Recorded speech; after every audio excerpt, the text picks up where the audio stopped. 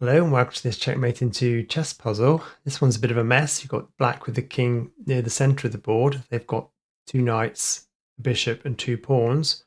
White has the king, two bishops, two rooks, two knights and a pawn.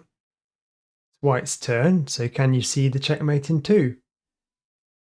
If you take the pawn on d4 with the rook, black can take your bishop with the knight, and there's no checkmate in two this way because the king has some escape squares.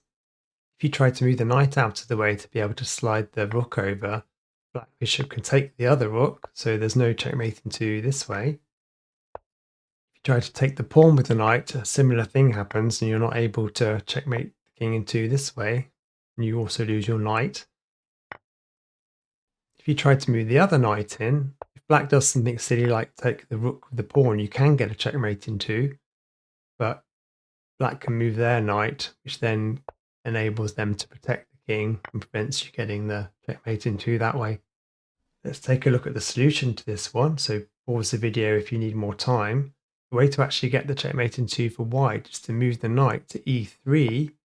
Black takes the knight with the pawn. You can move the rook to c2 to checkmate in two. If black takes the rook on b2 with the pawn, you then move the rook to d5 to checkmate the king in two.